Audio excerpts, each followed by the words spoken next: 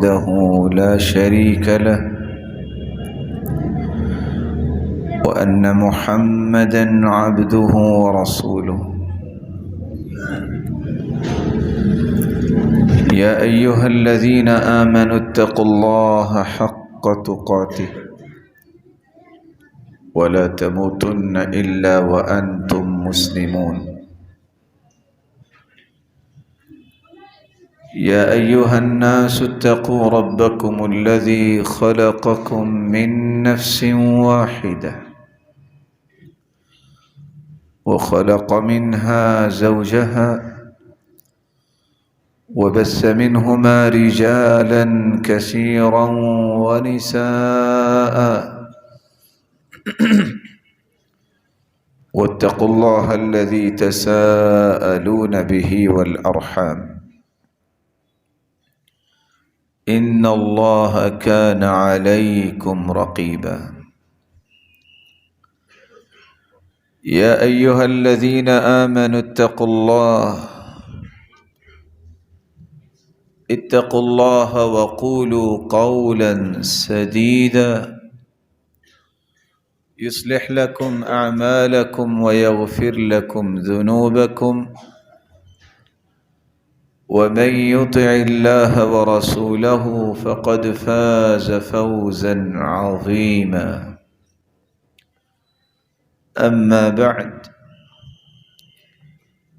فأعوذ بالله من الشيطان الرجيم كنتم خير أمة أخرجت للناس تأمرون بالمعروف وتنهون عن المنكر وتؤمنون بالله لائق التکریم سامعین مکرم، اللہ ذوالجلال ہم سب کے خالق و مالک اور رازق ہیں۔ اس کا بے پناہ احسان ہے جس نے ہماری رشد و ہدایت کے لیے جہاں نوشتہ ہدایت قرآن مجید کو اتارا ہے، وہاں اس قرآن کی روشنی میں تربیت کرنے کے لیے ہادی و مرشد اس ہستی کو بنایا ہے جو پوری کائنات سے اعلیٰ اور ارفع ہستی ہے، محمد الرسول اللہ صلی اللہ علیہ وسلم۔ اس ہستی کی صحبت اختیار کرنے والے وہ چنیدہ لوگ جن کو اللہ ذوالجلال نے رہتی دنیا تک مثالی بنایا، آئیڈیل بنایا، رول ماڈل بنایا، بلکہ ان کے ایمان کو پوری انسانیت کے لیے مقیاس اور میزان قرار دے دیا۔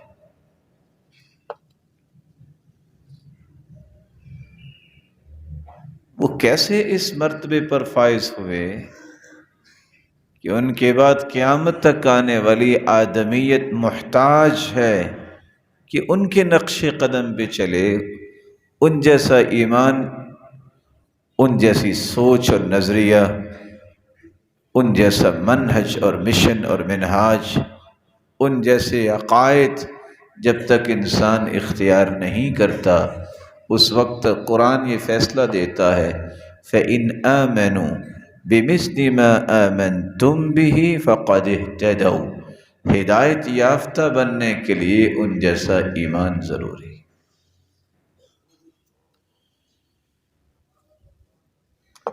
ویسے تو بہت سے اصول و ضوابط ہیں جن کو وہ اختیار کر کے اس درجے تک پہنچے، لیکن آج کے اس خطبے میں ہم جس زاویے کو اپنی گفتگو کا محور بنانا چاہتے ہیں کہ ان لوگوں نے اس اصول کو زندگی کے آخری رمق تک نہیں چھوڑا کہ جب اللہ ذوالجلال نے انہیں بہترین امت کہہ دیا ہے تو انہوں نے اپنی بہتری سے ایک قدم بھی پیچھے نہیں کیا۔ وہ امت جس کو امت محمدیہ کہا جاتا ہے، یہ کتنی مبارک امت ہے، اس کے صف اول کے لوگ صحابہ کرام ہیں، پھر تابعین عظام ہیں، پھر تبع الاتباع ہے جن کو تبع تابعین کہا جاتا ہے۔ یہ جاننا ضروری ہے کہ میرا اور آپ کا تعارف کیا ہے، ہم کس امت کے افراد ہیں، پھر بینگ امہ میری اور آپ کی ذمہ داری کیا ہے۔ اللہ تعالیٰ نے اس امت کو بہترین امت کہا ہے، کنتم خیر امہ، تم بہترین امت۔ اور رسول اکرم صلی اللہ علیہ وسلم نے فرمایا انتم تتمون 70 امہ انتم خیرها واکرمها علی اللہ عز وجل، تم 70ویں امت ہو اور تم اللہ ذوالجلال کے ہاں سب سے بہترین اور عزت والی امت۔ اور دوسری روایت میں رسول اللہ صلی اللہ علیہ وسلم نے یوں بھی فرمایا وَجُعِلَتْ أُمَّتِي خَيْرُ الْأُمَمِ، اللہ ذوالجلال نے میری امت کو خیر الامم بنایا ہے۔ جتنی بھی امتیں آئی ہیں، جس طرح جتنے انبیاء اور رسل آئے ہیں، 1,24,000 پیغمبروں میں سے 315 رسول تھے اور باقی سب انبیاء علیہم الصلاۃ تھے۔ رسول وہ ہوتا ہے جو شریعت کے کچھ پہلو نئے لے کر آئے، نبی اس کو کہتے ہیں جو سابقہ ہی پیغامات کو آگے لے کے چلتا ہے۔ جس طرح اللہ جلال نے محمد الرسول اللہ صلی اللہ علیہ وسلم کو تمام انبیاء کا سرتاج بنایا ہے، اسی طرح اس کی امت کو تمام امتوں سے بڑھ کر عزت سے نوازا ہے اور بہترین بنایا۔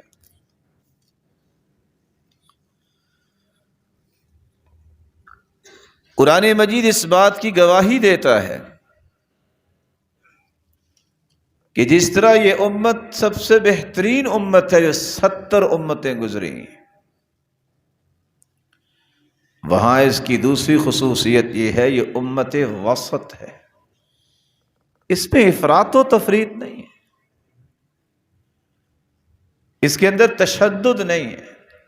وَجَعَلْنَاكُمْ أُمَّةً وَسَطًا، ہم نے تمہیں امت وسط بنایا ہے، اعتدال پر زندگی گزارنے والی۔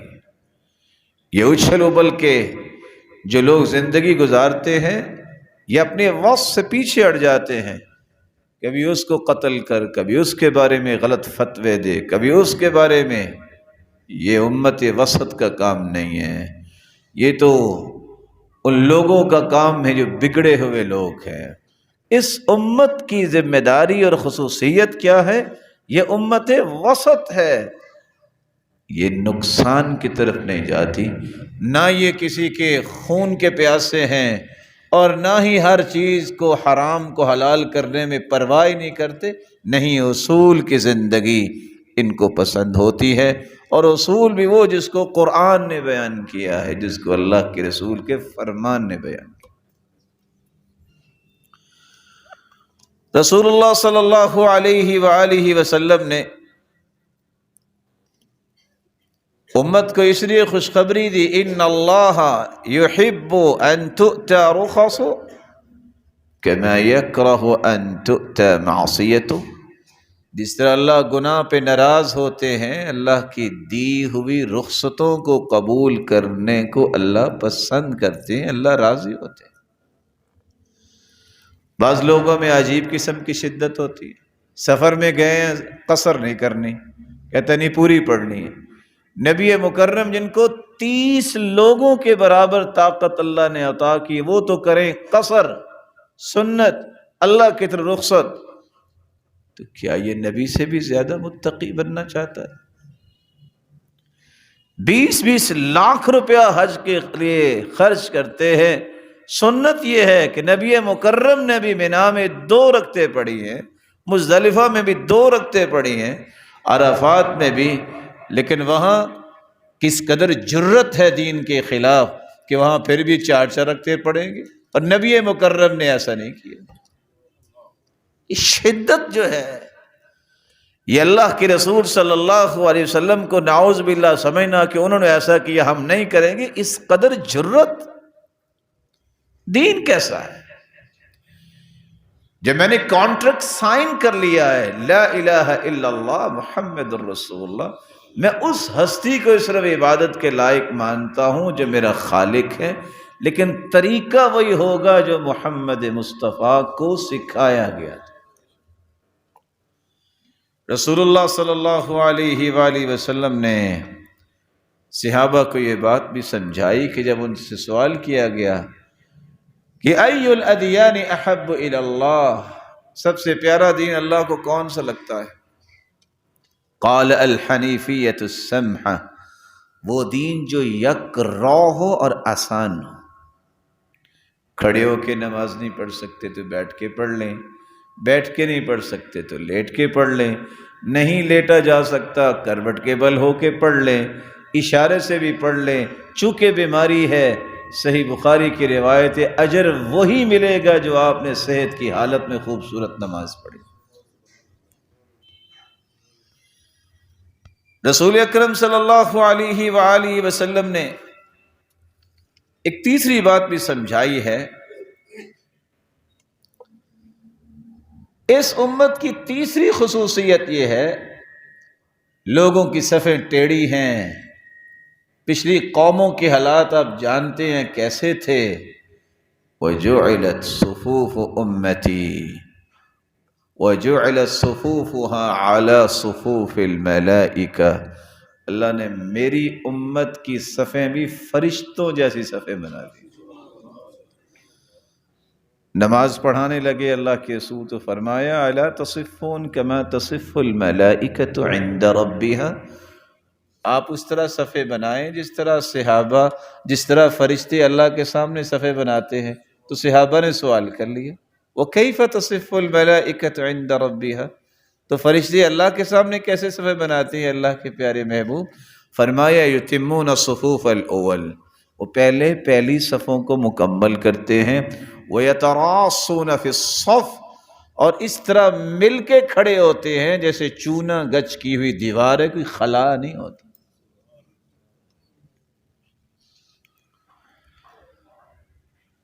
1892 جو سلسلہ صحیحہ کی روایت ہے، کس قدر خوشخبری ہے، اور میں محرومی کہہ سکتا ہوں کیونکہ میرا معمولی سا علم اتنی ہی اجازت دیتا ہے کہ میں کہوں کتنے محروم ہیں لوگ، اس سے زیادہ میں کہہ نہیں سکتا۔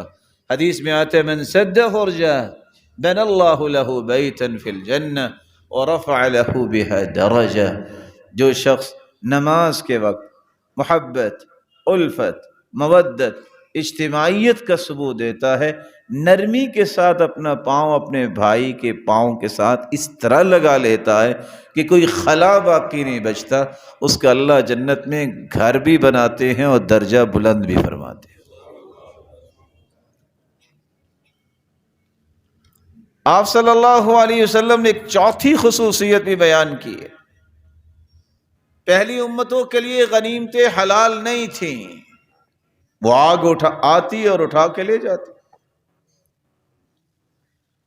رسول اکرم صلی اللہ علیہ وسلم نے فرمایا اس امت کی چوتھی خصوصیت یہ ہے، یہ مجاہدہ جہاد کرنے والی امت ہے، نفس کے خلاف، سوچ بگڑی ہے اس کے خلاف، دشمن کے خلاف، جو اسلام کو توڑنا چاہتے ہیں ان کے خلاف جہاد، اس لیے کہ اللہ کا کلمہ بلند ہو۔ وَأُحِلَّتْ لِيَ الْغَنَائِمُ، جہاد کرنے کے بعد جب دشمن کی غنیمت ہاتھ لگے، یعنی اس کو شکست دے کر جو مال ہاتھ لگے، یہ میری امت کے لیے حلال ہے، پہلی امتوں کے لیے حلال نہیں۔ یہ ایک الگ بات ہے کہ چوتھی خصوصیت کو امت ویسے ہی بھول گئی، بزدلی کا وہ کردار ادا کر رہے ہیں کہ آج نہتے چھوٹے چھوٹے بچے ذبح ہو رہے ہیں، اور وہ چھوٹے چھوٹے بچے بھی یا رب کی آواز لگا رہے ہیں، لیکن کسی کو ٹس سے مس نہیں ہو رہا۔ اس قدر دین ان کے دلوں سے نکل چکا ہے کہ آج اگر ان کے اوپر یہ آزمائش ہے تو تم پر بھی تو آ سکتی ہے۔ کم از کم اللہ کے رسول صلی اللہ علیہ وسلم کے دین کی غیرت کے لیے تو انسان کو کوئی قدم اٹھانا چاہیے۔ قدم کیسے اٹھائیں جن کی شکلیں ان جیسی ہوں، جن کے اعمال ان یہودیوں جیسے ہوں، جن کا اوڑھنا بچھونا اور پہننا ان جیسا ہو، جن کی سوچ ان جیسی ہو۔ وہ کیا کریں گے جہاد یہودیوں کے ساتھ؟ اور وہ اٹھاتے ہیں کہ دیکھیں جی ہماری کتاب نے کہا ہے کہ بس مارو ان کو، تمہارے قرآن نے نہیں کہا۔ جنگ کا نام لینے سے آدھے لوگ تو ہیں جن کو نیند نہیں آتی کہ جنگ سے نقصان ہوتا ہے۔ بلا شبہ نقصان ہوتا ہے، جنگ سے قومیں کمزور ہوتی ہیں۔ آج سے 200 سال پہلے مسلمانوں نے جہاد کیا اور ہمیشہ مضبوط رہے، اور 200 سال کی تاریخ دیکھ لیں، جرمن نے بھی جنگ کی ہے، امریکہ نے بھی کی ہے، آج لوگ ان کو بھی مضبوط سمجھتے ہیں۔ مسلمانوں نے بزدلی دکھائی ہے اور کمزور سے کمزور ہو گئے۔ ہم فساد نہیں چاہتے، لیکن یہ کون سی غیرت ہے کہ اپنی مقدسات کی انسان حفاظت بھی نہ کر پائے؟ رسول اکرم صلی اللہ علیہ وآلہ وسلم نے اس امت کی 5ویں ایک خصوصیت بیان کی ہے، ان اللہ تجاوز عن امتی الخطأ والنسیان وما استکرہ علیہ۔ اس امت کو یہ اللہ نے خصوصیت عطا کی ہے، اگر یہ امت کا کوئی فرد بھول جائے تو مواخذہ نہیں ہوتا، جبراً اس سے کوئی کام کروایا جائے، جبراً طلاق دلوائی جائے، جبراً کوئی اسلام کے خلاف کلمہ بلوایا جائے، اس کا مواخذہ نہیں ہوگا۔ اس امت کی ایک چھٹی خصوصیت بھی ہے، رسول اکرم صلی اللہ علیہ وآلہ وسلم نے فرمایا، اللہ تعالیٰ نے اس امت کو جمعہ عطا کیا ہے۔ یہودیوں کے لیے ہفتہ تھا، عیسائیوں کے لیے اتوار۔ اللہ ذوالجلال نے اس امت کے لیے جمعہ رکھا اور جمعہ ان کو عطا کیا۔ ان ھذا اليوم جعلہ اللہ عیدا للمسلمین، اللہ تعالیٰ نے اس دن کو مسلمانوں کے لیے عید کا دن بنا دیا ہے۔ یہودی کبھی اپنے خوشی کے دن پیچھے نہیں رہتے، عیسائی اپنی خوشی منانے میں پیچھے نہیں رہتے۔ افسوس سے کہنا پڑتا ہے، جس امت کے لیے جمعہ کا دن عید کا دن ہے، نہ انہیں دکان سے فرصت ہے، نہ گپوں اور باتوں سے فرصت ہے۔ وہ ایک بس رسمی طور پہ آئیں گے جب خطبہ ختم ہوگا، 2 رکعتیں پڑھ کے فارغ ہو جائیں۔ حالانکہ مسئلہ یہ ہے، اگر نماز کھڑی پہ کو آتا ہے تو اس کو 2 رکعتیں کی بجائے 4 رکعتیں پڑھنی چاہیے۔ وہ تو زور پڑھنے آیا ہے، وہ جمعہ پڑھنے تو آیا ہی نہیں، کیونکہ اس روایت کے الفاظ ہیں انما یأتی للظہر، یہ زور پڑھنے آیا ہے۔ اس لیے رسول اللہ صلی اللہ علیہ وآلہ وسلم نے فرمایا، یہ امت آئی تو آخر میں ہے، المقضی لہم قبل الخلائق، لیکن قیامت کے دن سب سے پہلے حساب اس امت کا ہوگا، باقیوں کا حساب مؤخر کیا جائے۔ اس امت کی ایک 7ویں خصوصیت بھی ہے، شاید کہ آپ کے علم میں ہو۔ اللہ کے رسول صلی اللہ علیہ وآلہ وسلم نے جب دیکھا کہ صحابہ عشاء کی نماز ادا کرنے کے لیے تشریف فرما انتظار کر رہے ہیں، فرمایا فَإِنَّكُمْ قَدْ فُضِّلْتُمْ بِهَا عَلَى سَائِرِ الْأُمَمِ وَلَمْ تُصَلِّهَا أُمَّةٌ قَبْلَكُمْ۔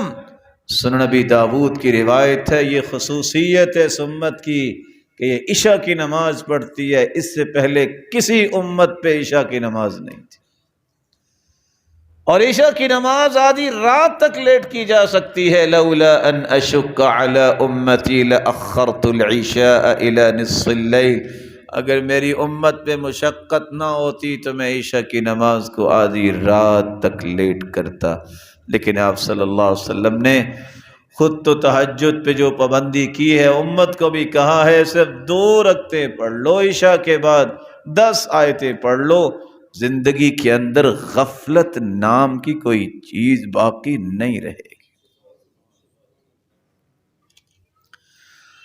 آپ صلی اللہ علیہ وسلم نے ایک ساتویں جو خصوصیت بیان کی ہے، ساتھ ہی یہ فرمایا کہ عشاء اور صبح کی نماز یہ منافقوں پہ بھاری ہوتی ہے، مسلمانوں پہ بھاری نہیں ہوتی۔ اثقل الصلوات علی المنافقین صلاۃ الفجر و صلاۃ العشاء، عشاء اور فجر کی نماز منافقوں پہ بھاری ہوتی ہے۔ نشانی یہ ہے تثاقلت رؤوسہم، جن کے سر بھاری ہو جاتے ہیں صبح اور عشاء کے وقت، اٹھنے کو آنے کو جی نہیں چاہتا، وہ کسی بھی ڈاکٹر کسی مفتی کے پاس مت جائیں۔ یہ بزار کی روایت یاد رکھے، سمجھ لیں کہ نفاق ان کے اندر ہے، توبہ کریں اور فوراً پابندی کریں فجر کی نماز عشاء کی نماز کی۔ ساتھ خوشخبری سنا دی کہ جو صبح کی نماز با جماعت پڑھتا ہے، اللہ ذوالجلال کی امانت اور ضمانت میں چلا جاتا ہے، وہ اللہ اس کی حفاظت کرتے ہیں۔ جو عشاء اور فجر کی نماز با جماعت پڑھتا ہے، ساری رات کے قیام کا اجر اسی وقت ہی اس کے کھاتے میں لکھ دیا جاتا ہے۔ اس امت کی 8ویں خصوصیت یہ ہے کہ یہ امت بہت تھوڑا کام کرتی ہے لیکن اجر اس کو بہت زیادہ ملے گا۔ صحیح بخاری کی روایت ہے، مسلمانوں اور یہودیوں اور عیسائیوں کی مثال ایسے ہے جیسے ایک بندہ اجرت پہ کسی کو رکھتا ہے، زور تک وہ کام کرتے ہیں اور تھک کے کام کر کے چلے جاتے، کہتے اجرت بھی نہیں لیتے۔ دوبارہ وہ نئے لوگوں کو رکھتے ہیں، عصر تک کام کرتے ہیں، وہ بھی چلے جاتے ہیں۔ رسول اکرم صلی اللہ علیہ وسلم نے فرمایا میری امت کی مثال یہ ہے، یہ عصر سے شام تک جتنا کو وقت ہے اتنا ہی کام کرتے ہیں، لیکن درجے ان کے دونوں قوموں سے، یہودی اور عیسائیوں سے، قیامت کو بلند ہو۔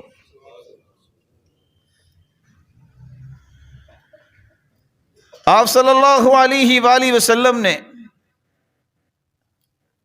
اس امت کو جو امتیاز دیا ہے 9واں، یہ امتیاز آپ کو دنیا میں کبھی ملے گا نہیں۔ 5 لاکھ لوگوں کی ہسٹری محفوظ ہے، ایک ایک چیز جو عبادت کے متعلق ہے سند کے ساتھ موجود ہے۔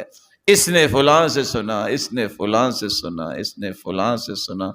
اللہ کے رسول صلی اللہ علیہ وآلہ وسلم تک ایک ایک صحیح بات کی سند موجود ہے۔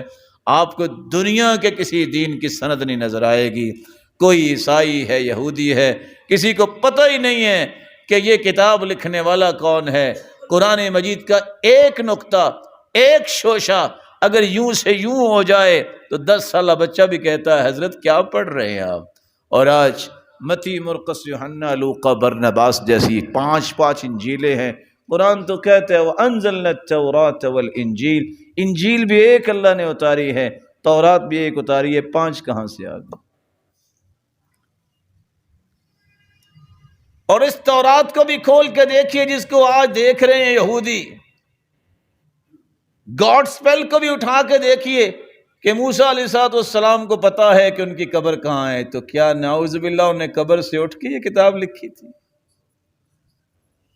اور ایسی ایسی باتیں ہیں کہ موضوع نہیں ہے، وگرنہ آپ حیران ہو جائیں کہ لکھا کیا ہے، جن کو لوگ پھر بھی پڑھ رہے ہیں۔ واحد آپ کو قرآن ملے گا، واحد آپ کو حدیث ملے گی جس کی ایک ایک بات کی چین اور سند ہے، محمد مصطفیٰ تک ہے۔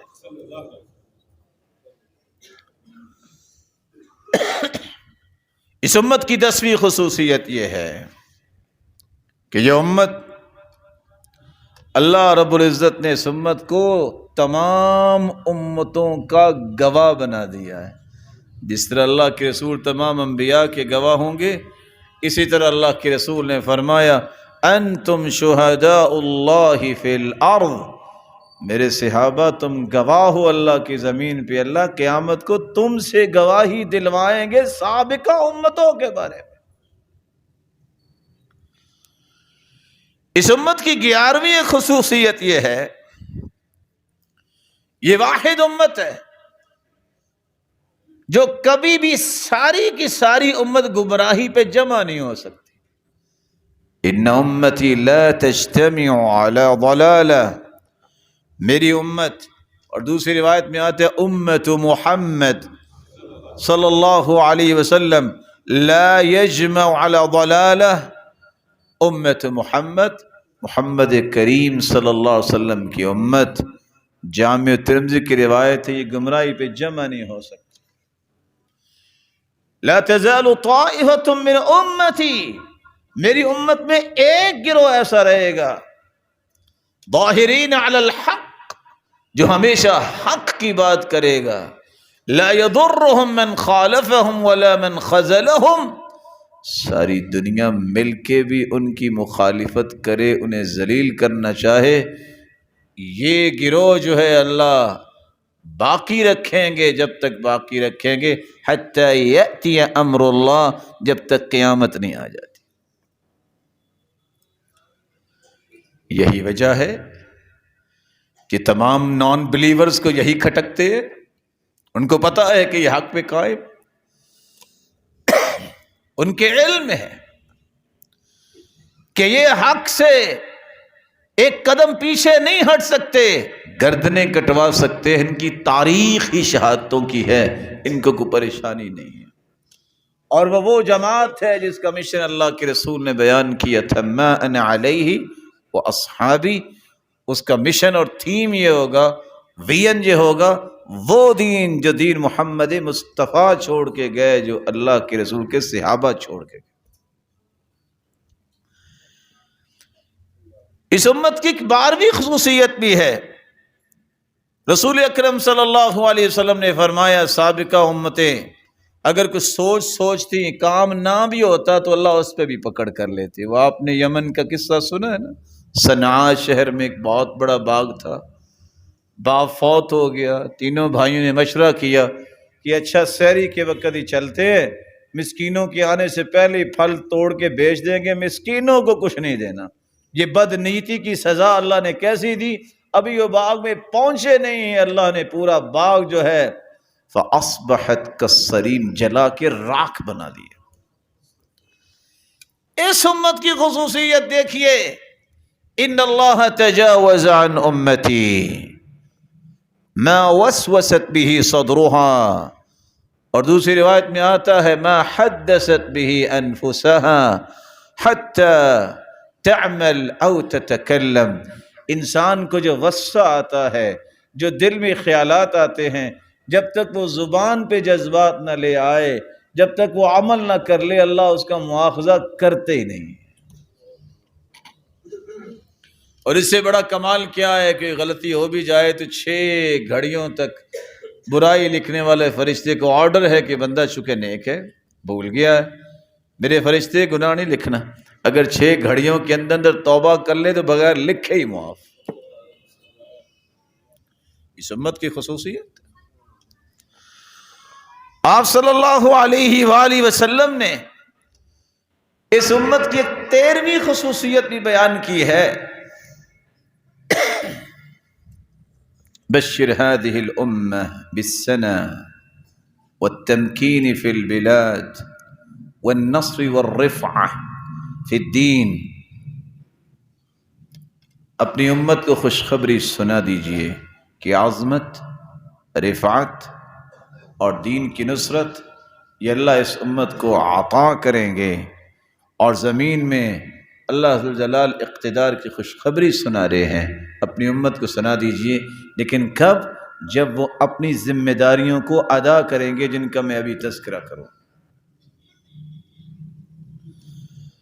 آپ صلی اللہ علیہ وسلم نے ایک 14ویں خصوصیت بھی بیان کی، یہ امت مرحومہ ہے، اس پہ رحم کیا اللہ ذو الجلال نے، ان هذه امتی هذه امت مرحومہ لیس علیہا عذاب فی الآخرہ عذابها فی الدنیا الفتن والزلازل والقتل، میری امت پہ اللہ نے رحم کیا ہے، جو توحید کو اختیار کرنے والے ہیں ان کو قیامت کو عذاب نہیں ملے گا، دنیا میں زلزلے، قتل و غارت، فتنے، ان تینوں چیزوں کا سامنا ان کو کرنا پڑتا ہے، برداشت کرتے ہیں، پھر بھی اللہ سے تعلق نہیں توڑتے، اللہ اس کے بدلے ان کو آخرت میں عذاب نہیں دیں۔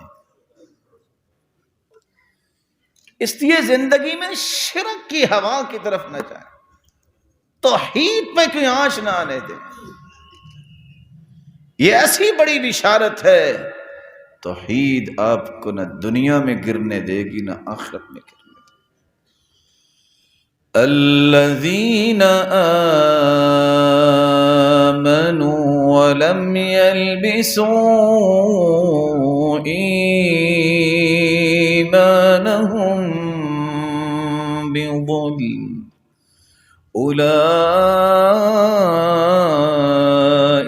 لهم الامن وهم مهتدون.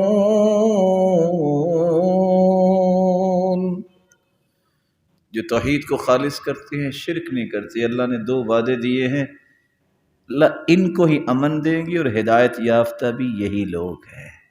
ان کی سوچ اور فکر میں بھی امن ہوگا، ان کے نظریات بھی پرامن ہوں گے، ان کی گفتگو کا ہر زاویہ پرامن ہوگا، ان کے اعمال میں بھی امن ہوگا، بلکہ ان کے معاشرے میں بھی امن ہوگا. اور ہدایت یافتہ اگر کسی نے دیکھنا ہے تو یہی لوگ ہیں جو توحید کو اختیار کرنے والے. آپ صلی اللہ علیہ وآلہ وسلم نے ایک 15ویں خصوصیت اس امت کی بیان کی ہے. پہلی امتوں پہ جب عذاب آتا تو پوری امت ملیاں بیٹ ہو جاتی. سدوم بستی جو تھی، لوط علیہ السلام کی قوم نے نافرمانی کی تو اللہ نے پوری بستی جو ہے فرشتے کے ذریعے اٹھا کے الٹا کے اوپر پتھروں کی بارش کر دی. عام پتھر بھی نہیں، سجیل ممدود، نکیل دار پتھر. بنی اسرائیل کی قوم نے جب جسم فروشی عام ہوئی، اللہ نے اس پوری قوم کو چوہا بنا دیا. فقدت امت من بنی اسرائیل، ایک امت گم ہوگی، آپ کے سامنے سے چوہیا گزری، فرمایا اللہ نے پوری قوم کو چوہا بنا دیا. پھر آپ صلی اللہ علیہ وسلم نے اس کی دلیل پیش کی. چوہیا کے سامنے آپ اونٹنی کا دودھ رکھ دو، وہ منہ نہیں لگائے گی، لیکن بکری کا دودھ پڑا ہو تو چوہیا اس کو پینے کی کوشش کرے گی، اس کو پیے گی. کیوں؟ یعقوب علیہ السلام نے اونٹ کا گوشت اور دودھ جو ہے اپنے اوپر حرام کر لیا تھا. کس بنیاد پہ چوہے بنے؟ جسم فروشی عام ہوگی، پرواہی کو نہیں اللہ ذو الجلال کی. لیکن اس امت کی خصوصیت یہ ہے، جو 15ویں خصوصیت فرمایا انما اخاف علی امتی الائمہ المضلین، مجھے خوف ہے اپنی امت پہ. تو اس پہ مسند احمد کی روایت ہے کہ رہنمائی کرنے والے کہیں لوگوں کو گمراہ نہ کر دیں، بات صحیح سے کیا کریں. پھر آپ صلی اللہ علیہ وسلم نے فرمایا وَإِذَا وُضِعَ فِي أُمَّةِ السَّيْفُ لَمْ يُرْفَعْ عَنْهُمْ إِلَى يَوْمِ الْقِيَامَةِ. یاد رکھنا، جب میری امت پہ تلوار مسلط ہو جائے گی، لڑائی بھڑائی، تو یہ قیامت تک خون ریزی جاری رہے گی. اس سے بچنا. تو فرمایا وَلَا تَقُومُ السَّاعَةُ حَتَّى يَلْحَقَ قَبَائِلُ مِنْ أُمَّتِي بِالْمُشْرِكِينَ. اس وقت تک قیامت قائم نہیں ہوگی جب تک بہت سارے قبائل جو ہیں قبیلے مشرکوں کے ساتھ نہیں مل جائیں گے.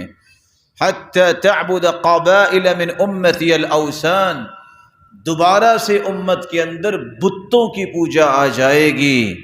اور آپ صلی اللہ علیہ وسلم نے فرمایا وَإِنَّهُ سَيَكُونُ فِي أُمَّتِي كَذَّابُونَ 30، 30 لوگ جھوٹے آئیں گے، دجال اور کذاب، جو نبوت کا جھوٹا دعویٰ کریں گے. اور آپ نے فرمایا وَأَنَا خَاتَمُ النَّبِيِّينَ لا نبی بعدی، میں آخری نبی ہوں، میرے بعد کوئی نبی نہیں آئے گا. اور آپ صلی اللہ علیہ وسلم نے فرمایا میری امت کی یہ خصوصیت ہے کہ اللہ نے فرمایا اعطیتک لامتک الا اہلکہم بسنۃ بعامہ، میرے محبوب میں آپ کی پوری امت کو برباد نہیں کروں گا، ہلاک نہیں کروں گا. ساتھ یہ فرمایا وَلَا أُسَلِّطُ عَلَيْهِمْ عَدُوًّا مِّن سِوَىٰ أَنفُسِهِمْ، کبھی بھی دشمن اس پہ مسلط نہیں ہوگا اس امت پہ، اس امت کے ہی لوگ آپس میں لڑائی کریں.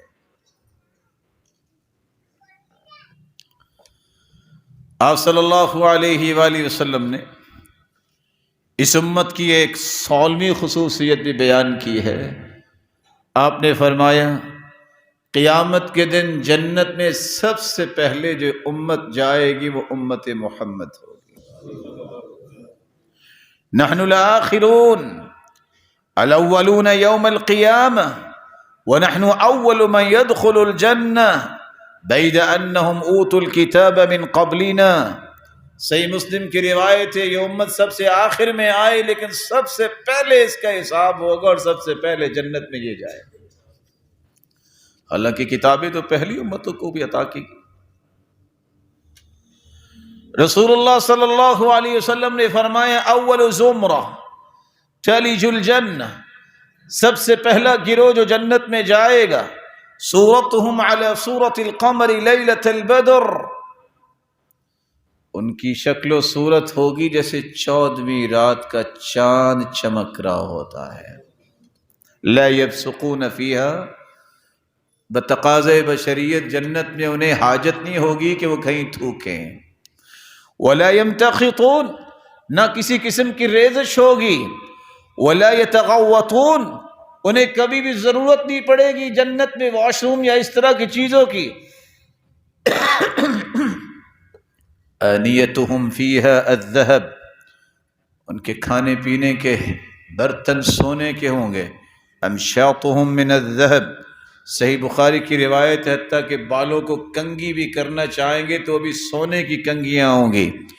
والفضہ، اور اسی طرح چاندی کی کنگھیاں ہوں گی. ورشحہم المسک، جسم پہ پسینہ تو آئے گا اسی سے کھانا ہضم ہو جائے گا اور اس پسینے سے بھی کستوری کی خوشبو آئے گی. وَلِكُلِّ وَاحِدٍ مِّنْهُمْ زَوْجَتَانِ يُرَى مُخُّ سُوقِهِمَا مِنْ وَرَاءِ اللَّحْمِ، اللہ ہر جنتی کو جنتی میں 2 حوریں عطا کریں گے. اور اللہ جلال نے ساتھ اپنے محبوب کی زبان سے یہ بات بیان کی ہے کہ وہ حور اگر صرف ایک مرتبہ آسمان دنیا پہ آ کے زمین پہ جھانک لے لَمَلَأَتْ رِيحًا وَلَأَضَاءَتْ مَا بَيْنَ السَّمَاءِ وَالْأَرْضِ. آج لوڈ شیڈنگ کو کون محسوس نہیں کرتا؟ ذرا اس بات کو بھی سمجھیے، اگر حور ایک مرتبہ جھانک لے تو زمین و آسمان کے درمیان جو بھی کچھ ہے یہ روشن ہو جائے. آپ جتنی مرضی بجلی پیدا کر لیں، جنگلات میں کہاں ہے بجلی؟ دنیا میں کیسے آپ جو ہے روشنی کر سکتے؟ ایک مرتبہ جھانکنے سے.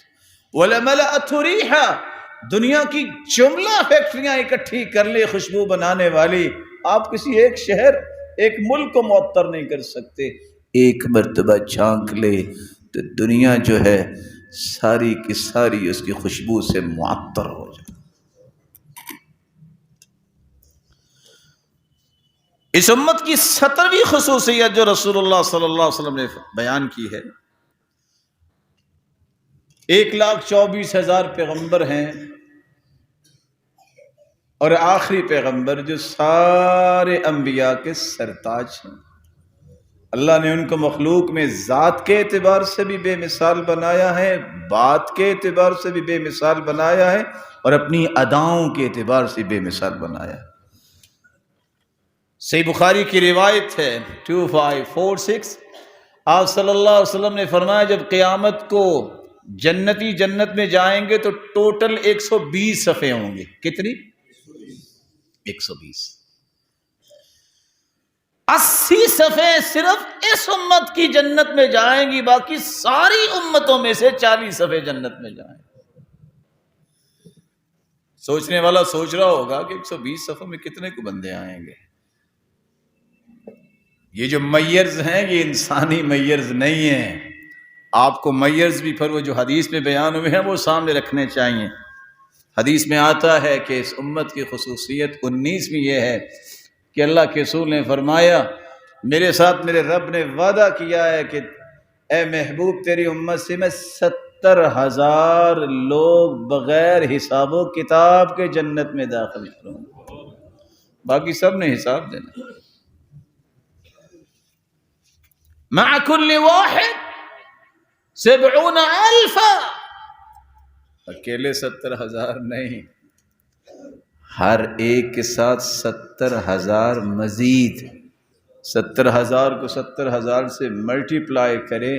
صحیح الجامع کی روایت میں پیش کر رہا ہوں، 4,90,90,000,000 لوگ 33 سال کے گبرو جوان بغیر سرما لگائے، سرمگی آنکھیں، چہرے ان کے جیسے 14ویں رات کا چاند ہے، آخذاً بعضهم بعضا، ایک دوسرے کے ہاتھوں میں ہاتھ ڈال کے ایک ہی وقت میں جنت کے ایک ہی دروازے سے بغیر حساب و کتاب جنت میں جائیں۔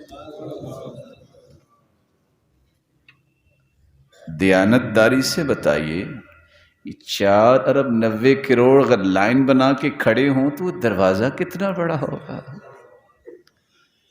میری اور آپ کی عقل سفر نہیں کر سکتی وہاں تک جہاں تک اللہ جلال کی بادشاہی ہے۔ اس لیے تو اللہ جلال نے فرمایا الذین یحملون العرش، 8 فرشتے جنہوں نے اللہ کا عرش اٹھایا ہوا ہے۔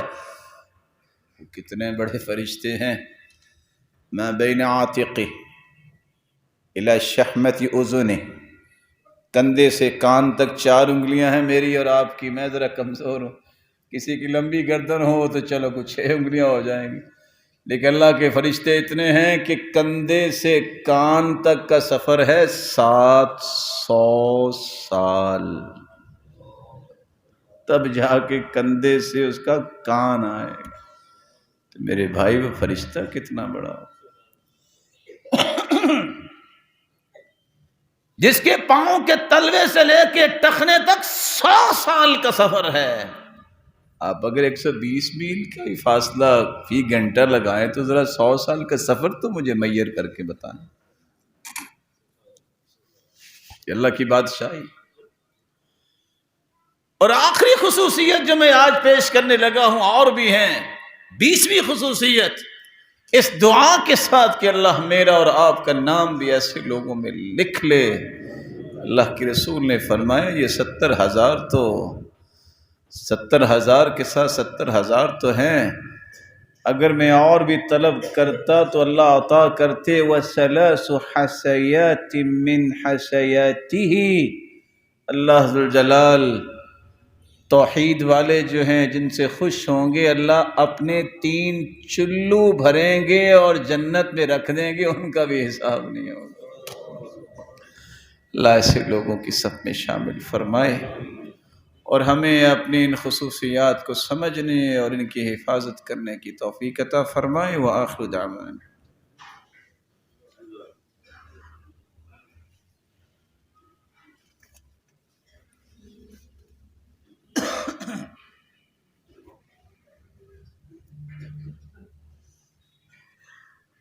الحمد لله على إحسانه والشكر له على توفيقه وامتنانه، أما بعد فأعوذ بالله من الشيطان فإنه عدو للإنسان۔ یہ امت بہترین امت ہے، اس کی بہتری کی 20 خصوصیات آپ نے رسول اللہ صلی اللہ علیہ وسلم کی زبان اطہر سے نکلے ہوئے کلمات کی روشنی میں سنی۔ اگر اتنی عظیم یہ امت ہے تو اس کی ذمہ داری بھی کچھ ہے کہ نہیں ہے؟ جتنا بڑا انسان ہوتا ہے وہ اتنا بڑا ذمہ دار بنایا جاتا ہے۔ الغنم بالغرم، جب انعام بڑے ملے تو چٹیاں بھی اور جرمانے بھی بڑے ہی پڑتے ہیں۔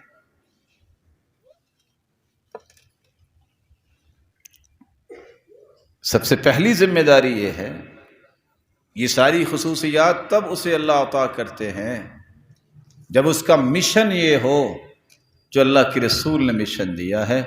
ترکت فیکم امرین لن تضلوا ما تمسکتم بہما کتاب اللہ وسنت رسولہ صلی اللہ علیہ وسلم۔ میرے صحابہ میں 2 چیزیں چھوڑ کے جا رہا ہوں، ایک اللہ کی کتاب ہے اور ایک اس کے رسول کی سنت ہے۔ جب تک ان دونوں چیزوں کو تھامے رکھو گے تم گمراہ نہیں ہوگے۔ دوسری روایت میں آتا ہے وَلَن يَتَفَرَّقَا حَتَّى يَرِدَ عَلَيَّ الْحَوْض، جو کتاب و سنت پہ کاربند رہے گا خوش ہو جائے، میں حوض کوثر پہ اس کا انتظار کروں گا۔ یہ پہلی ذمہ داری ہے۔ میں اور آپ ذرا ایک دن تو اکیلے بیٹھ کے دیکھیں کہ میرے کون کون سا عمل قرآن و سنت کے مخالف ہے، کون سا موافق ہے۔ ہر اس نظریے کو، ہر اس سوچ کو، ہر اس فکر کو، ہر اس آئیڈیالوجی کو اور اس عمل کو جو شریعت کتاب و سنت کے مخالف ہے، متحارب ہے، جب تک میں چھوڑتا نہیں میں اپنی شناخت پیش نہیں کر سکتا۔ دوسری ذمہ داری یہ ہے، یہ خصوصیات اس امت کی میں بات کر رہا ہوں، جو ذاتیات پہ نہیں مرتے، وہ اتحاد و اتفاق کو قائم کرنے کے لیے کوشش کرتے ہیں۔ اللہ کے رسول نے فرمایا تھا اور قرآن نے اس سے پہلے حکم دیا، وَاعْتَصِمُوا بِحَبْلِ اللَّهِ جَمِيعًا وَلَا تَفَرَّقُوا، تفرقے بازی چھوڑو، متحد ہو کے زندگی گزارو۔ مسلمان ہو، تمہارا رب ایک ہے، تمہارا رسول ایک ہے، تمہارا قبلہ اور کعبہ ایک ہے، تمہاری کتاب جو دستور ہے، جو ربانی کانسٹیٹیوشن ہے، وہ قرآن ایک ہے جو دستور ہے، اور تم ایک ہی امید لے کے عبادت کرتے ہو کہ اللہ راضی ہو جائے، پھر یہ تفرقے بازی کیوں؟ وہ فلاں ہے، وہ فلاں ہے، یہ مذہبی عصبیت، یہ مسلکی عصبیت، اور یہ عصبیت صوبائی عصبیت، تنظیمی اور طرح طرح کی عصبیت ہے۔ اللہ کے رسول نے فرمایا تھا، من مات عصبیہ مات میتۃ جاہلیہ، جتنے مرضی نعرے لگا لے، اگر عصبیت کی موت کوئی مرتا ہے تو فطرت اسلام پہ نہیں، جاہلیت کی موت مرتا ہے۔ متحد ہوگے تمہاری طاقت ہوگی، متحد نہیں ہوگے تمہاری جڑیں مضبوط نہیں ہوگی، ایک ایک کر کے تمہارا تیا پانچھا دشمن کر دے گا، اور صرف تم تماشائی بن کے بیٹھے رہو گے، تمہیں کچھ میسر نہیں آئے۔ اخوت اسے کہتے ہیں کہ چبے کانڈا جو کابل میں، تو ملت کا ہر نوجوان جو ہے اسے محسوس تو اسے کرنا چاہیے۔ اللہ ذوالجلال مظلومین کی مدد فرمائے اور مسلمانوں کی غیرت کو زندہ کرے۔ آپ صلی اللہ علیہ وسلم نے 4 خوشخبریاں دی تھی، اکٹھے ہو جاؤ گے نا برکت آئے گی۔ البرکۃ مع الجماعہ، مل کے زندگی گزارو گے برکتیں سمیٹو گے۔ ید اللہ علی الجماعہ، اللہ کا ہاتھ ہوگا۔ آج کسی بڑے کا ہاتھ ہو نا، اور پریشانی کون سی ہے؟ بندہ کتنا جوان ہوتا ہے، تمہیں خیال ہی نہیں ہے کہ اللہ کے رسول فرماتے ہیں کہ اللہ کا ہاتھ ہوگا اتحاد پہ۔ اللہ کے رسول صلی اللہ علیہ وسلم نے ایک خوشخبری یہ بھی دی، من اراد بحبوحۃ الجنہ فلیلزم الجماعہ، جو جنت کے بالا خانے چاہتا ہے نا، اس کو تو اتحاد اور اتفاق اختیار کرنا پڑے گا۔ اس لیے چوتھی بات آپ نے فرمایا الجماعۃ رحمہ، جس نے اللہ کی رحمت کی برکھا پسند کرنی ہے وہ کر لے اتحاد، والفرقۃ عذاب، جس نے عذاب جھیلنے ہیں وہ افتراق میں پڑ جائے۔ کیونکہ یہ اتفاق کو توڑنا اصل میں اللہ کے عذاب کو دعوت دینا ہے۔ تمہاری عقلیں کہاں چلی گئی ہے؟ شریعت آئی ہے، نبی کے فرامین موجود ہیں، تم نے کیا پڑھ لیا ہے؟ کہاں سے پڑھے ہو کہ مسلمان کے دشمن؟ اللہ عز و جلال مسلمانوں میں محبت پیدا فرمائے، اتفاق پیدا فرمائے۔ اس امت کی ایک تیسری ذمہ داری بھی ہے، اس کو الولاء والبراء کا عقیدہ آنا چاہیے، جس کو سورہ فاتحہ میں ہی اللہ نے بیان کیا ہے، غیر المغضوب علیہم ولا الضالین۔ اللہ یہودیوں کا راستہ نہیں چاہیے، عیسائیوں کا راستہ نہیں چاہیے، چاہیے راستہ انبیاء کا، صدیقین کا، شہداء کا، صالحین کا، جو مغرب زدہ ہیں اور غلام ہیں، ذہنی غلام یہودی اور عیسائیوں کے۔ ان کو یہ سمجھ آنی چاہیے تمہارا ایمان پورا ہی نہیں ہوگا جب تک یہ عقیدہ نہیں بناؤ گے جو قرآن نے پیش کیا ہے، لا تجد قوما یؤمنون باللہ والیوم الآخر یوادون من حاد اللہ ورسولہ۔ مومن کبھی کافر سے محبت نہیں کر سکتا، وہ مومن سے محبت نہیں چھوڑ سکتا۔ یہ عقیدہ ہے جو اللہ، رسول قرآن دین کا دشمن ہے، وہ میرا بھی دشمن ہے۔ جو اللہ اور اس کے رسول اور صحابہ اور دین اور قرآن سے محبت کرتا ہے، میری اس سے محبت ہے، کیونکہ مومن ہے۔ یہ ہے عقیدہ الولاء والبراء۔ اور آج کتنے گماشتے فکری پھر رہے ہیں، وہ کہتے ہیں جی بڑا سکون ہے مغرب میں، ان کو علم میں لانا چاہیے، ان کی تجارت ہے وہ، ان کے علم میں ہونا چاہیے کہ مسلمان گناہ بھی ہیں، کمی کوتاہی بھی ہے، لیکن کافر اس کے مقابلے میں نہیں آ سکتا۔ دین کی بات کو سمجھیے، اللہ کے رسول نے قسم اٹھائی تھی، والذی نفس محمد بیدی لا يسمع بی احد من هذه الامة یہودی ولا نصرانی ثم يموت ولم يؤمن بالذی ارسلت به الا كان من اہل النار۔ میں قسم اٹھاتا ہوں جس کے ہاتھ میں محمد کی جان ہے، جس یہودی اور عیسائی نے میرے بارے میں سنا اور پھر بغیر ایمان کے فوت ہو گیا، یہ جہنم کا ایندھن ہوگا۔ یہ آزمائش ہے، ساری کی ساری دنیا نیک ہو جائے اللہ کی بادشاہی میں فرق نہیں آئے گا، ساری کی ساری دنیا فاجر ہو جائے، میں حدیث قدسی کا ترجمہ کر رہا ہوں، اللہ کی بادشاہی میں کوئی کمی نہیں آئے گی۔ یہ تو آزمائش ہے۔ میں اور آپ محتاج ہیں اللہ تعالیٰ کے، اللہ تو محتاج نہیں ہے، اللہ محتاج نہیں۔ اور ایک وقت آنے والا ہے جب اللہ ذوالجلال کا فیصلہ آئے گا، عیسیٰ علیہ السلام زمین پر تشریف لائیں گے۔ حالات کو ذرا دیکھیے، حجر اسود کے سامنے مہدی، ان کی بیعت ہوگی، ان کا کوئی پہلے چرچا نہیں ہوگا، یصلحہ اللہ فی لیل، ایک رات میں اللہ اسے تیار کریں گے۔ اور پھر کیا ہوگا؟ جس کا یقین آج منافقوں کو نہیں ہے، مومنوں کو یقین ہے۔ پھر اللہ ذوالجلال فیصلہ کیا کریں گے؟ ایک ایک یہودی کو چن چن کے مسلمان کے ہاتھوں سے مروائیں گے، سب تہس نہس ہو جائیں گے، بلکہ پتھر بولے گا، درخت بولے گا، یا مسلم تعال وراء الیہودی فاقتلہ، مسلمان ذرا ادھر آ، میرے پیچھے ایک یہودی چھپا ہے، اس کو بھی مارو۔ درخت بھی بولے گا اور پتھر بھی بولے گا۔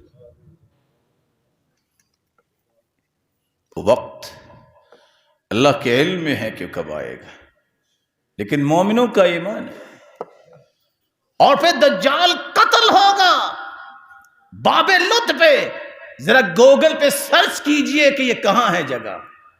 منارہ شرقیہ میں دمشق میں عیسیٰ علیہ السلام کا نزول ہوگا، چیک کیجئے یہ کہاں بنتا ہے۔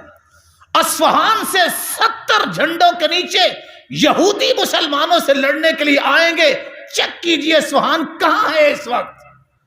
کبھی سوچا کرو کہ اللہ کے رسول نے کیا کچھ کہا ہے وہ سچ ہونے والا ہے۔ دنیا جہان کی ہر بات کی سچائی جہاں ختم ہوتی ہے، وہاں محمد مصطفیٰ کی صداقت کا آغاز ہوتا ہے۔ رسول اکرم صلی اللہ علیہ وسلم نے ایک چوتھی ذمہ داری بھی امت کی بیان کی ہے کہ اگر آپ مسلمان ہیں تو اپنی شناخت بناؤ نا، ذرا اپنے چہرے اور بالوں سے لے کے تمہارے لباس بھی اگر مسلمانوں جیسے نہیں، صحابہ جیسے نہیں، اور ان کا بھی طرز طریقہ جو ہے پھر بھی یہودی عیسائی جیسا ہے، تو مخالفت کس بات کی ہے؟ کس بات کی مخالفت ہے؟ رسول اکرم صلی اللہ علیہ وسلم نے ایک 5ویں ذمہ داری بیان کی ہے، جب تک اس امت کے اندر عدل قائم نہیں ہوگا، یہ خصوصیات اسے نصیب نہیں ہوں گی۔ عدل یہ ہے، یہ میرا ہے، یہ تیرا ہے، یہ نہیں۔ عدل یہ ہے، یہ محمد مصطفیٰ کا فرمان ہے، یہ قرآن ہے۔ اس میں میرے تیرے اپنے پرائے کی بات نہیں ہوتی، اس میں بات ہوتی ہے کہ اللہ کو کیسے راضی کرنا۔ قاضی شرع چیف جسٹس تھے، بیٹے نے کھانا کھاتے کہا تھا ابا جان فلاں کے ساتھ میرا مسئلہ ہے، اگر آپ کہتے ہیں تو میں سافٹ ڈیل کر لیتا ہوں، وگرنہ کیس تو آپ نے ہی اس کو دیکھنا ہے۔ ماں بھی کھانا کھا رہی تھی، کہا دیکھنا یہ بیٹا آپ کو بلیک میل کر رہا ہے، بچنا. کہا بیٹا کیس کر لو. کیس ہوا، چیف جسٹس نے اپنے بیٹے کے خلاف فیصلہ دے دیا. بیٹا بہت اچھلا مچلا تڑپا، کہتا ہے میں ہی برا تھا.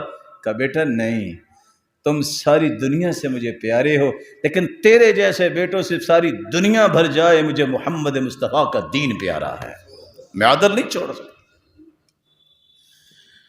ذمہ داری ہے اس امت کی، اگر یہ خصوصیتیں چاہیے کہ اپنی اولادوں کی تربیت کیجئے. آج کسی نے کیا جھگڑنا اور لڑنا ہے کافروں سے، اور ظلم سے کس نے نجات دلانی ہے؟ 100 میں سے آدھے لوگ تو ویسے ہی وکیل ہیں ان کے، کہتے ہیں جی انہوں نے پہلے ایسے کیا تھا، انہوں نے ایسے کیا تھا. باوجود اس کے کہ کافر کافروں کے خلاف کھڑے ہیں. یہودی بھی بولتے ہیں، احتجاج کرتے ہیں، مسلمان کی غیرت مر گئی ہے، یہ پیپسی اور کوکو کولا چھوڑنے کی تیار نہیں ہے، یہ نشائی ایسے بن گئے ہیں، یہ دیکھتے نہیں اس سے کیا ہوگا. اللہ کے رسول نے فرمایا تھا نہیں مانتے یہودی، یہ درختوں کو آگ لگا دو. صحابہ نے ایسے ہی کیا تھا. آپ درختوں کو آگ بھی نہیں لگا سکتے؟ جن کا مائی باپ ہی اکانومی ہے، آپ بائیکاٹ کر کے تو دیکھیں، جو آپ کی استطاعت میں ہے وہ تو کریں. رسول اکرم صلی اللہ علیہ وآلہ وسلم نے اس امت کی ذمہ داری بیان کی ہے کہ اپنے بچوں کی تربیت کیجئے. شاید کسی نے ویڈیو دیکھی ہو، یہ 2 سے 1.5 سالہ بچہ بھی کہہ رہا ہے یا رب یا رب. یہ کس نے سکھایا؟ یہ تربیت ہے. اللہ کے رسول نے کندھے پہ ہاتھ رکھا تھا عبداللہ ابن عباس کے، کہا تھا یا بنی انی اعلمک کلمات احفظ اللہ یحفظک. تمہیں کلمات سکھانے لگا ہوں، تم ان کی حفاظت کرنا، اللہ تیری حفاظت کریں گے. اذا استعنت فاستعن باللہ، بیٹا مدد طلب کرنا تو اللہ سے جو مدد کر سکتا ہے. وَإِذَا سَأَلْتَ فَاسْأَلِ اللَّهِ، تیرے ہاتھ اٹھیں تو اللہ کی طرف اٹھنے چاہیے. وَعْلَمْ لَوْ أَنَّ الْأُمَّةَ اجْتَمَعَتْ عَلَىٰ أَنْ يَنْفَعُوكَ بِشَيْءٍ لَمْ يَنْفَعُوكَ إِلَّا بِشَيْءٍ قَدْ كَتَبَهُ اللَّهُ لَكَ. بیٹا ساری امت جمع ہو جائے تمہیں نفع دینے کے لیے تو نہیں ملے گا جب تک اللہ نہیں چاہے گا. وَلَوْ أَنَّهُمْ اجْتَمَعُوا عَلَىٰ أَنْ يَضُرُّوكَ بِشَيْءٍ لَمْ يَضُرُّوكَ إِلَّا بِشَيْءٍ قَدْ كَتَبَهُ اللَّهُ عَلَيْكَ. ساری دنیا جمع ہو جائے تمہیں نقصان دینے کے، بیٹا تمہیں نقصان نہیں دے گی جب تک اللہ کا فیصلہ نہیں ہو. اپنے بچوں کی تربیت توحید پہ کیجئے، بہادری پہ کیجئے، اور مسلمانوں کے خیر خواہ انہیں بنائیے. دعوت کے لیے اپنے آپ کو پیش کیجئے، نماز کی دعوت، خیر خواہی کی، جھگڑوں کو چھوڑنے کی، محبتوں کو پیدا کرنے کی دعوت. لَتَأْمُرُنَّ بِالْمَعْرُوفِ وَلَتَنْهَوُنَّ عَنِ الْمُنْكَرِ أَوْ لَيُوشِكَنَّ اللَّهُ أَنْ يَبْعَثَ عَلَيْكُمْ عِقَابًا مِّنْهُ ثُمَّ لَتَدْعُنَّهُ فَلَا يُسْتَجَابُ لَكُمْ. تم نیکی کا حکم کیا کرو، برائی سے منع کیا کرو. اگر تم نے یہ دونوں کام چھوڑ دیے تو اللہ کا عذاب ایسا آئے گا، تم دعائیں بھی کرو گے، اللہ تمہاری دعاؤں کو قبول نہیں کریں گے. آخری ذمہ داری پیش کر کے میں بات مکمل کرتا ہوں. اس امت کی یہ 20 خصوصیات جو آپ نے سنی، یہ امت جہاد کی امت ہے. جہاد کا جب لفظ آتا ہے تو ہر بندہ سوچتا ہے تلوار پکڑ لو، نہیں. جہاد پہ نفس کے 4 مرتبے ہیں. علم سیکھو، علم پہ عمل کرو، اس کو پھیلاؤ، ان تینوں راستوں میں جو مشکلیں آئے اسے برداشت کرو، جہاد ہے. ذہن میں جو شیطان اللہ، رسول اور دین اور قرآن اور صحابہ کے بارے میں شک ڈالتا ہے، اس سے جہاد ذہن سے کرو کہ غلط سوچ رہے ہو. جو ذہن میں شیطان شہوتیں ڈالتا ہے اس کو توڑ کے رکھو، جہاد ہے. جاہد المشرکین بانفسکم والسنتکم واموالکم. مشرکوں سے جہاد کرو، اپنی زبان سے کرو، اپنے مال سے کرو، اپنی جانوں سے کرو. یہ کیسے ہوگا؟ جس کی جو استطاعت. لیکن جذبات غالب ہوتے ہیں، اصول پہ زندگی نہیں ہے.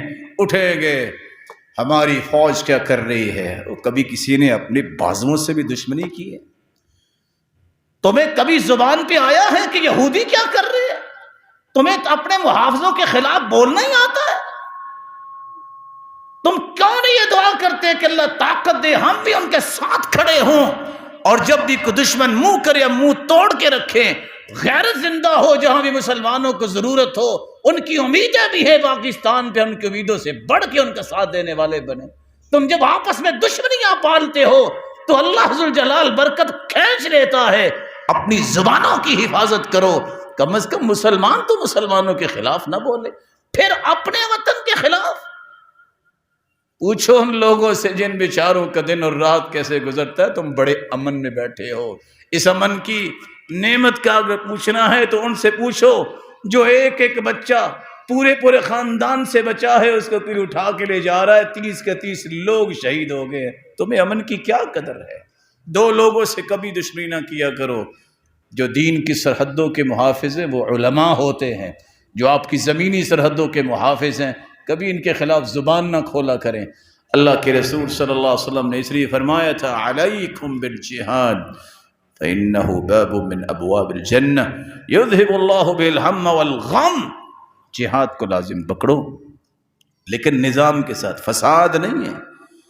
آپ اپنے ذمہ داران کے تحت، حکومت کے اصول و قواعد کے تحت اس بات کو اختیار کرو، کیونکہ یہ جنت کا دروازہ ہے جہاد۔ فکر ختم ہوگی، غم ختم ہوں گے، تو اس کے دو ہی طریقے ہیں۔ یاد رکھیے گا آج کے خطبے کا پیغام، اگر زکوٰۃ کا نظام مضبوط ہو جائے، آپ کو زندگی کے اندر ریونیو کے مسائل نہیں رہیں گے۔ 86 جنگیں اللہ کے رسول نے لڑی، صرف زکوٰۃ کا نظام تھا، پیسہ کہاں سے آتا تھا؟ 56 میں خود شریک ہوئے، سیدنا عمر، سیدنا ابوبکر، عثمان و علی رضی اللہ عنہم، جہاد نے کیا۔ 64 لاکھ مربع میل فتح کرنے والے عمر، صرف ایک نظام تھا، زکوٰۃ کا نظام۔ عمر بن عبدالعزیز کے زمانے تک یہی تھا۔ کتنی دور کی بات میں کر رہا ہوں، مال اتنا تھا، مال اتنا تھا، اتنا تھا۔ کہا جی کہاں بھجوائیں؟ کہا فقیروں کو دو، کہتے فقیر راہ ہی کوئی نہیں، مسکینوں کو دو، مسکین راہ ہی کو نہیں، اور قرضے لوگوں کے اتارو، کہتے مقروض راہ ہی کو نہیں۔ کہا جاؤ اعلان کرو، کسی نے شادی کروانی ہے، اعلان ہو گئے، شادیاں کروا دی۔ کہا چلو تاجر تجارت کرنا چاہتے ہیں، ان کو قرضے ہنسنا دو، بیت المال۔ جاؤ پہاڑوں کی چوٹیوں پہ بھی اناج بچھا دو۔ عمر بن عبدالعزیز کی غیرت برداشت نہیں کرتی کہ پرندہ بھی یہاں سے گزرے تو بھوکا گزرے، وہ بھی اترے کچھ کھا کے جائے۔ آج آپ زکوٰۃ کا نظام مضبوط کر لیں، 36 ٹیکسوں سے آپ کی جان چھوٹ جائے گی۔ آج تو کون زکوٰۃ دیتا ہے؟ اور دوسرا، اپنے منہج کی طرف آؤ۔ یہ جو خصوصیتیں آپ نے سنی ہیں، اللہ مجھے اور آپ کو عمل کی توفیق دے۔ السلام علیکم۔